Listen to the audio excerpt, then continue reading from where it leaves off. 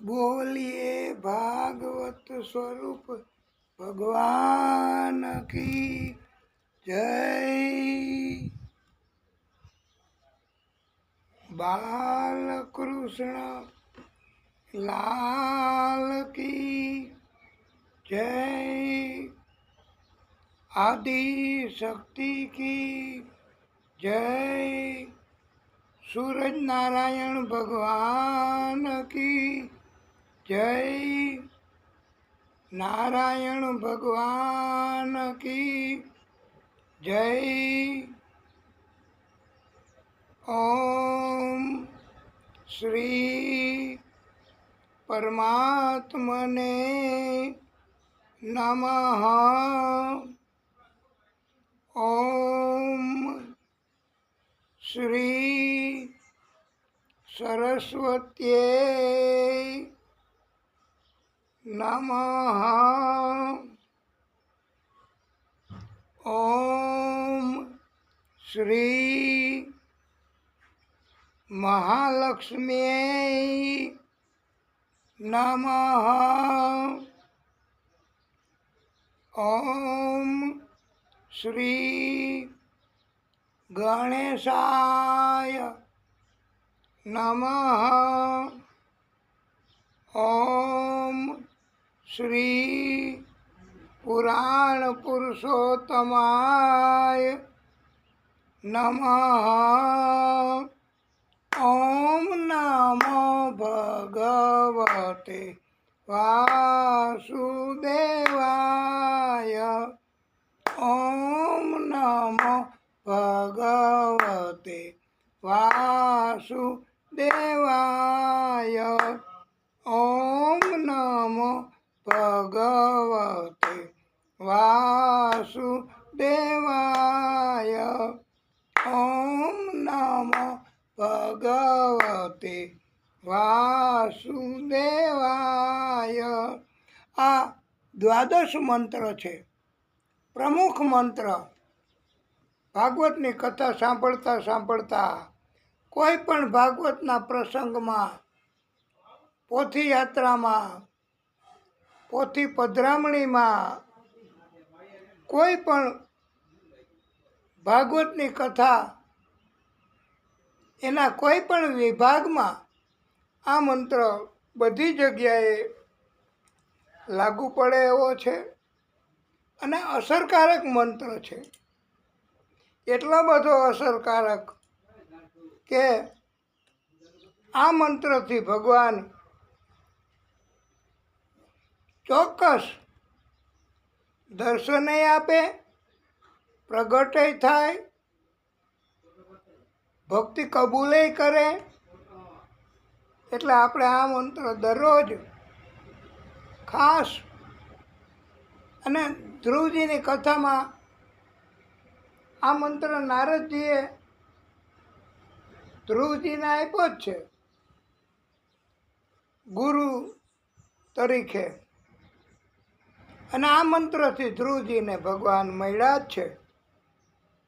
બોલો રાધે રાધે, જય જય શ્રી રાધે। ઓમ નમઃ પાર્વતી પતયે હર હર મહાદેવ હર। શ્રી વૃંદાવન બિહારી લાલ કી જય। વિઘ્નેશ્વરાય વરદાય સુરપ્રિયાય લંબોદરાય सकलाय जगत पिताय नागाननाय श्रुतियज्ञ विभूषिताय गौरी सुताय गणनाथ નમો નમસ્તે.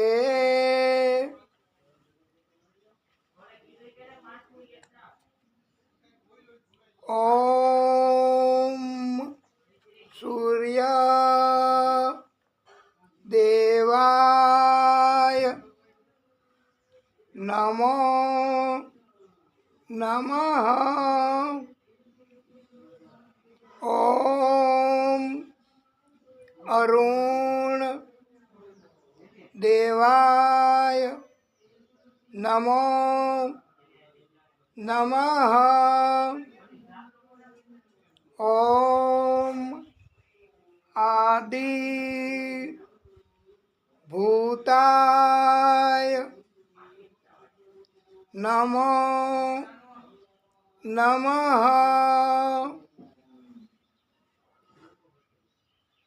ઓમ આદિત્યાય નમો નમઃ.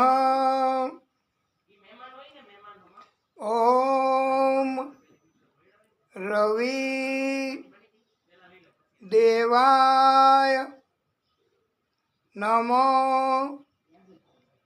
નમઃ.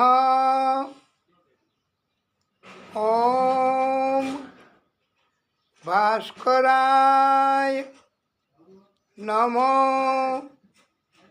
નમઃ.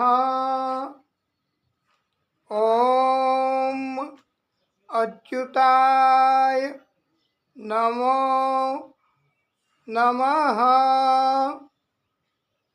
ઓમ વિશ્વરૂપાય નમો નમઃ. આ વિશ્વરૂપ એ પણ સુરત દાદાનું જ એક નામ છે. બહુ સુંદર અનગિનત નામ સુરત દાદાના. એની શક્તિ, એની કથા, એનું મહત્ત્વ એ પણ આપણાથી તો વર્ણવી ન શકાય એવું છે. એનો આપણે મંત્ર બોલીશું એટલે આજે આપણને કથા એ કરવામાં અટકાયત નહીં થાય, અટકાયતને રોકી રાખશે આ સુરત દાદા. આપણે એનો મંત્ર બોલીશું. ઓમ જપા કુસુમ સંકાસમ કાશ્યપેયમ મહાદ્યુતિમ તમો રીમ સર્વ પાપગ્નમ પ્રણતોસ્મિ દિવાકરમ. આ દિવાકર એ પણ સુરત દાદાનું જ નામ છે. ભગવાન સૂર્યદેવ, સુરત દાદા ત્રણેય લોકના સ્વામી છે. અને જપા પુષ્પની જેમ ગ્રહમંડળમાં અરુણિમામયી છે. હા, સુરત દાદાએ પ્રચંડ તેજ ધારણ કરેલું છે. સુરત દાદા આકાશ, પાતાળ અને પૃથ્વી ત્રણેય લોક એના બધા જ જીવો, મનુષ્યો પણ અને જીવજંતુઓ પણ બધાને પાલન પોષણ અને જીવતા રાખે એ આ સુરત દાદા છે. સુરત દાદા એમની કૃપા થાય તો બફારો ન લાગે. આપણા શરીરમાં વ્યક્તિગત રીતે પણ આપણે ભક્તિ કરીએ તો સૂરજ દાદા રક્ષણ કરે, એવા તાપથી બચાવે, રોગથી બચાવે, જંતુઓનો નાશ કરે. અને એક વાત બહુ મહત્ત્વની નોટ ડાઉન કરવા જેવી છે તમારે, કે સૂરજ દાદા મનુષ્યના બધા જ પ્રકારના પાપો એનો નાશ કરે છે. સૂરજ દાદા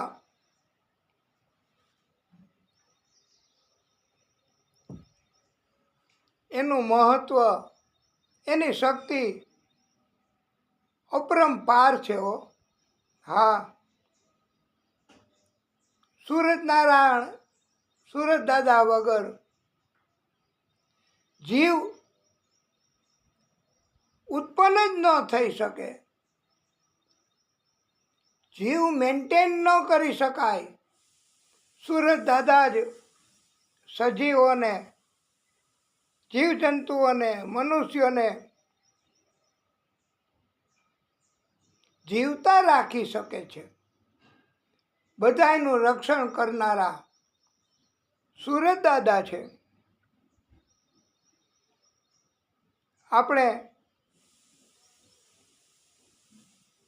અમે તમે બધાય આ સૂરજ દાદાને પ્રણામ કરીએ, પ્રાર્થના કરીએ કે હે સૂરજ દાદા, આપને સત સત પ્રણામ. સત સત એટલે અહીંયા એવો અર્થ કરવાનો છે કે વારે વારે પ્રણામ. સૂરજ દાદા એની શક્તિ આ બ્રહ્મા સ્વરૂપમાં પણ છે, વિષ્ણુ સ્વરૂપમાં પણ છે સૂરજ દાદાની શક્તિ, અને મહાદેવજી સ્વરૂપમાં પણ છે આ સૂરજ દાદાની શક્તિ.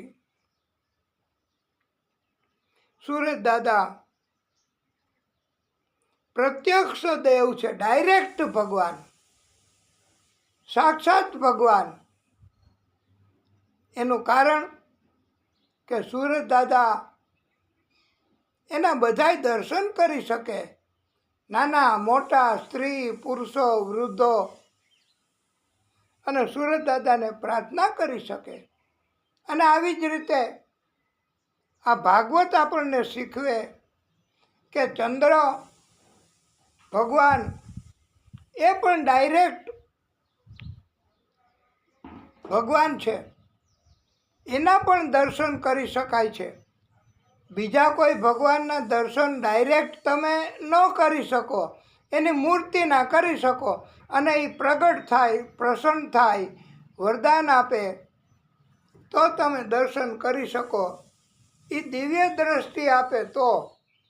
બાકી સૂરજ દાદાનું મહત્ત્વ એટલું બધું છે કે આપણે બધાય એના ડાયરેક્ટ દર્શન કરી શકીએ, કૃપા માગી શકીએ, અને આપણને ઘણું ઘણું અને ઘણું આપે. સૂરજ દાદા આકાશ, પાતાળ, પૃથ્વી એમાં વસતા જીવ જંતુઓ, મનુષ્યો જે જોઈએ એ આપે. એવું કાંઈ નથી કે જે સૂરજ દાદા ન આપી શકે, કે સૂરજ દાદા એની મર્યાદા આવી જાય કે આ હું નહીં આપી શકું. અરે આ ભાગવતજીની કથા આપણે કરીએ છીએ, આ નિત્ય ભાગવત, તો સૂરજ દાદાની કૃપાથી આપણને સમયમાં પણ ફેરફાર સૂરજ દાદા કરાવે, એ પ્રેરણા કરે, અને આપણે તરત સૂરજ દાદા એને પ્રાર્થના કરીએ આ સુરત દાદા એને આપણે કાંઈ આપી ન શકીએ. આપણી પાસે હોય શું, છે શું? અરે આખી દુનિયા આપો ને, પૃથ્વી આખી, તોય સુરત દાદા તો એના સ્વામી છે. ત્રણેય લોકના સ્વામી છે. એની પાસે ત્રણેય લોક, આકાશ, પાતાળ અને પૃથ્વી છે. પછી આપણે એને ક્યાંથી કાંઈ આપી શકીએ? અલબત્ત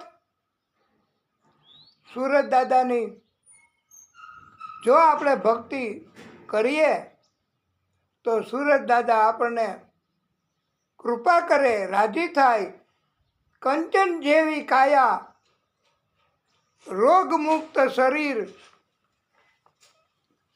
આ સુરત દાદા આપી શકે છે. આપણે બસ એની ભક્તિ તો કરી શકીએ. એની ભક્તિ તો આપણે કરવી જોઈએ. અને સુરત દાદા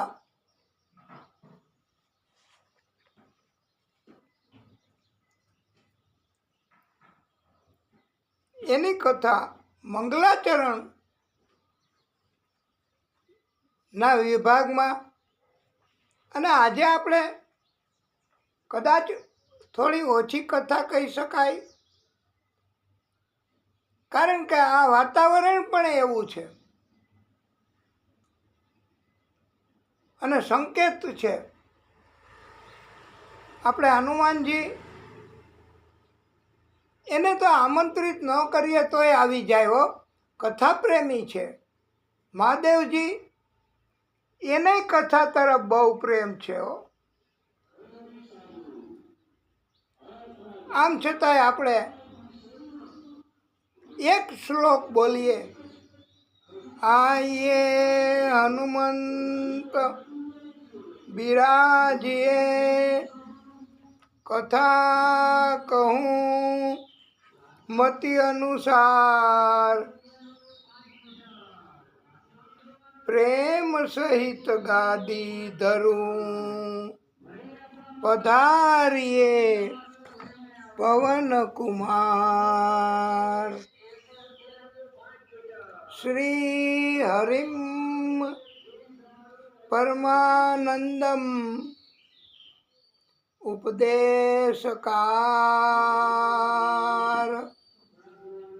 ઈશ્વરમ વ્યાપકમ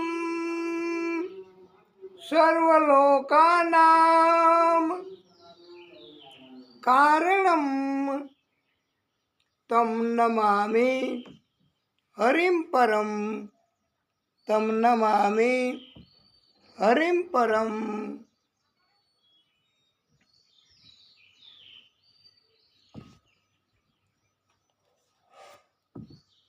આપણે એક લીટી બોલીશું તો આખું મધુર મધુર મધુર મધુર મધુર થઈ જશે. અને ભગવાન પોતે ભગવાન હોવા છતાંય એનું બધુંય મધુર છે હો. તો આપણે એનું એક જ ઉચ્ચારણ એની પરવાનગીથી, કારણ કે આજે અનુકૂળતા નથી બહુ અને વાતાવરણ એવું જ છે. અધરમ મધુરમ વદનમ મધુરમ, અધરમ મધુરમ વદનમ મધુરમ, નયનમ મધુરમ હસિતમ મધુરમ, હૃદયમ મધુરમ ગમનમ મધુરમ, મધુરાધિપતે અખિલમ મધુરમ, અધરમ મધુરમ વદનમ મધુરમ, નયનમ મધુરમ હસિતમ મધુરમ, હૃદયમ મધુરમ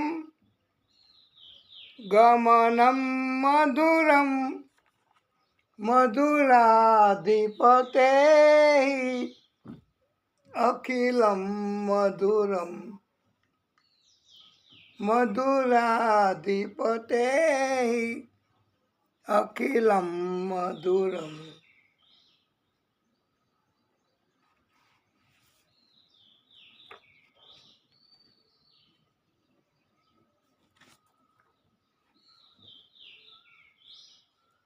બોલીએ ભાગવત સ્વરૂપ ભગવાન કી જય.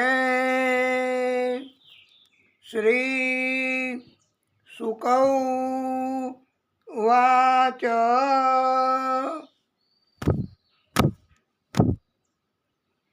હે રાજન, પરમાશ્ચર્ય થયું છે.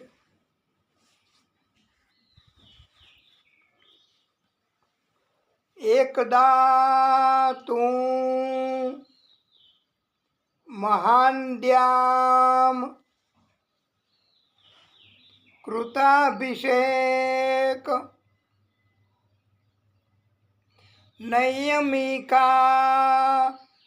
વશ્યકો બ્રહ્માક્ષરમ ભિગુણાનો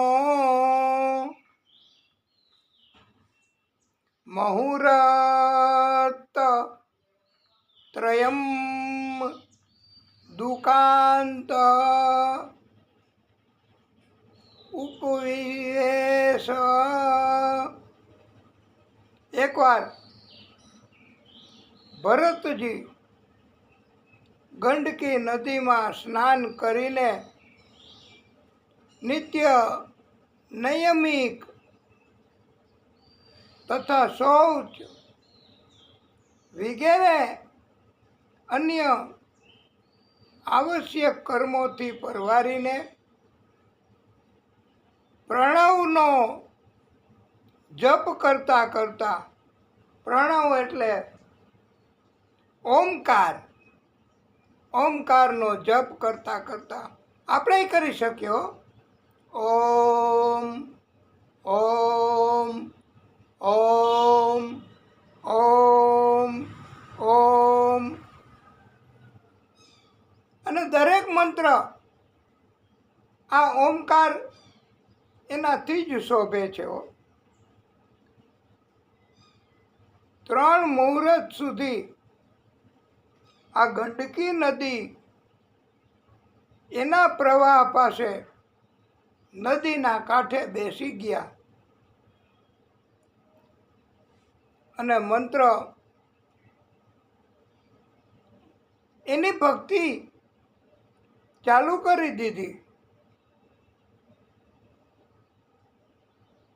આ ભરત મહાસમ્રાટ રાજા તત્ર તદા રાજન હરિણી પિપાસયા જલાશયાભ્યાસમ એકૈ વોપજગામ.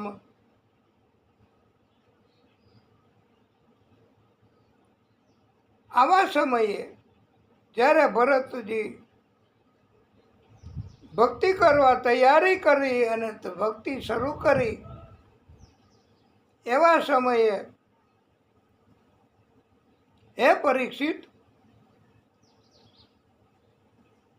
ગંડકી નદીમાં તરસથી વ્યાકુળ બનેલી હરણી જલ પીવા માટે ત્યાં નદીમાં કિનારે આવી પહોંચી.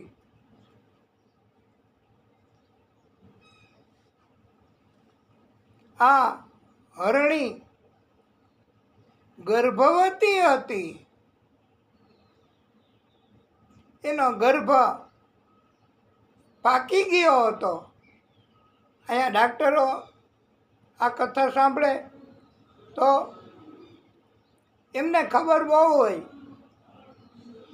કે ગર્ભ પાકી જાય એટલે પછી ગમે ત્યારે શ્રવવી પડે. આ ભાગવતમાં પણ એવું જ બન્યું છે કે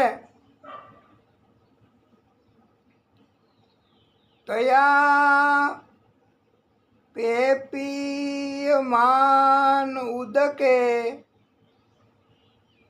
તાવ દેવા વિદુરેણ નદતો મૃગપતે ઉનાંદો લોક ભયંકર ઉદપતત. હજી તો આ હરણી પાણી પી રહી હતી. એવા સમયે અચાનક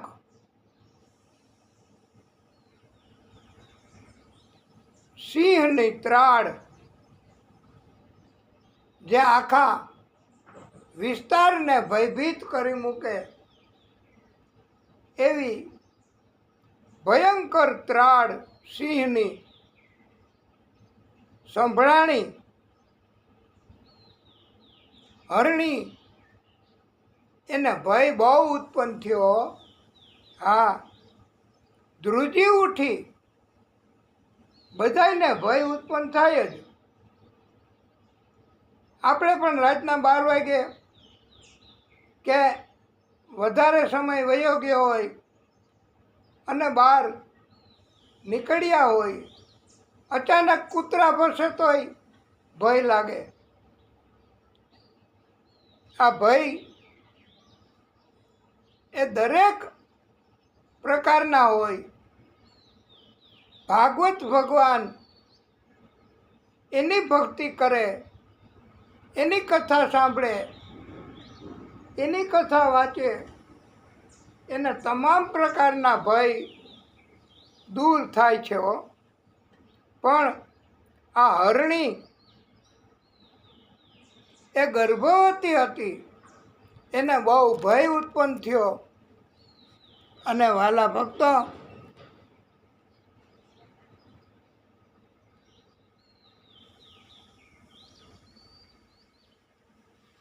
આ હરણીએ પોતાનો જીવ બચાવવા બધું જ જોર એકઠું કરીને, બધું બળ વાપરીને નદી એને પાર જવા માટે કૂદકો માર્યો. હવે પરમાત્માની લીલા કેવી કહેવાય. પરમાત્મા હવે આ હરણીને તો પેલે પાર વહી ગઈ, પણ રસ્તામાં ગંડકી નદીમાં પાર કરતા સમયે કૂદકો માર્યો. એવા સમયે આ બહુ અતિ ઝડપથી કામ થાય એવું છે કે ગર્ભમાં રહેલો જીવ હરણબાળ એ પાણીમાં સ્રવી ગયો. પછી હરણી પહોંચી ગઈ પેલે પાર, અને હરણબાળ ગંડકી નદીના પ્રવાહમાં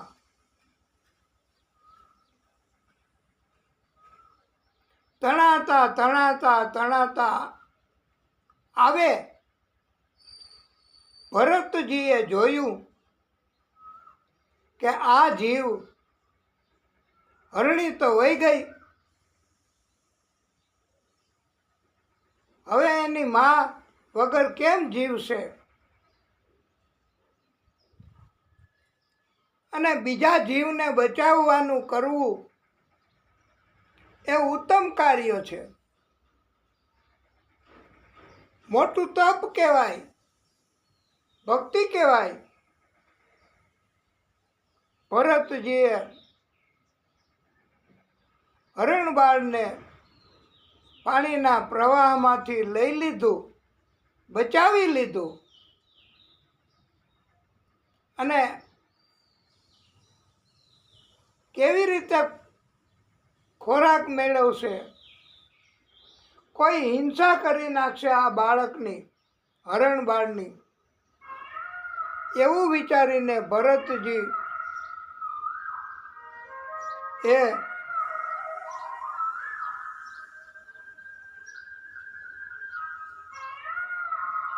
એ પોતાના આશ્રમમાં લઈ આવ્યા. હરણ બાળને માવજત કરવા માંડ્યા. હરણ બાળ એની તમામ પ્રકારની દેખભાળ કરવા લાગ્યા, પોષણ કરવા લાગ્યા, અને ભક્તિ છૂટી. આપણે ભક્તિ કરીએ ત્યારે કોઈ ને કોઈ અટકાયત તો આવે ને આવે જ હો. હા, એટલે આપણે સમજી લેવું કે ભગવાને આપણી ભક્તિ એને કબૂલ રાખવાનું કાંઈક કર્યું છે. બસ આપણે ભાગવતની કથા વાંચીએ, એમાં કોઈ અટકાયત થાય, અવાજ આવે, અને આ પણ એક પ્રકારની અટકાયત જ કહેવાય કે, અને આવા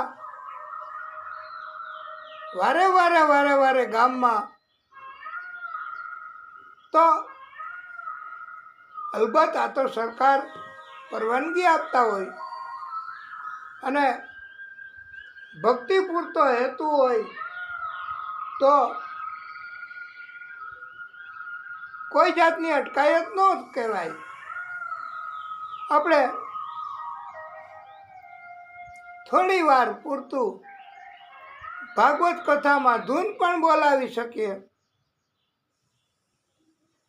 અને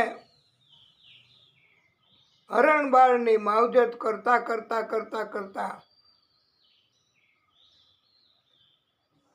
ભરતજીની ભક્તિ ઘટી. જેટલો સમય હરણ બાળની સેવા કરે, એનું ધ્યાન રાખે, એને ખાવા પીવાનું આપે, એનું બધું કરે, એટલો સમય ભક્તિ ઓછી થઈ. પેલા કાંઈ નહોતી સેવા કરવાની, તો ભક્તિ સતત કરતા. આપણે પણ એવું જ થાય કે આપણે આ તો ભગવાન ભાગવત આપણા બધાની રક્ષણ કરવાની જવાબદારી અને સેવા કબૂલ કરતા હોય, આપણે ભક્તિ જ કરવાનો ઈરાદો હોય તો ભગવાન આપણી ઉપર કૃપા કરે અને ભક્તિ કરવા દે. બસ, અરે ભગવાનની કૃપા હોય તો જ ભક્તિ કરી શકાય ભાઈ, નહીતર તો ભગવાનની કૃપા ન હોય તો અવળા કર્મ કરવાની ઈચ્છા થાય, બહાર જવાની ઈચ્છા થાય, આટા મારવાની ઈચ્છા થાય, તડકો હોય તોય ભલે, વરસાદ હોય તોય ભલે, છત્રી લઈ જાશું, પણ આવું બધું કાર્ય એ દુનિયા એને લગતું કાર્ય કહેવાય. પણ ભક્તિ કરવાની ઈચ્છા થાય એને, એવા કાર્યને આપણે ભગવાનની કૃપા સમજવી, અને ભગવાનની કૃપા થાય તો ભક્તિ થઈ શકે, નહીતર ભક્તિ નથી થઈ શકતી.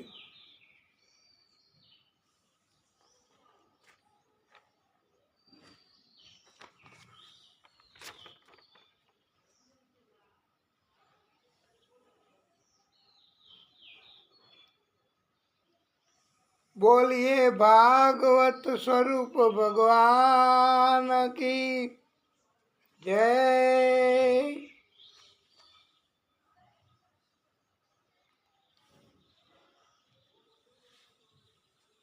આપણે કથાને અહીંયા વિરામ આપીશું.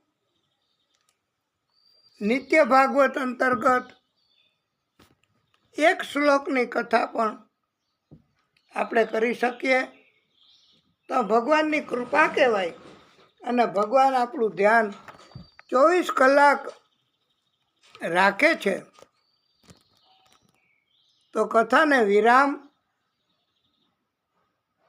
ઓમ નમઃ પાર્વતી પતયે હર હર મહાદેવ હર.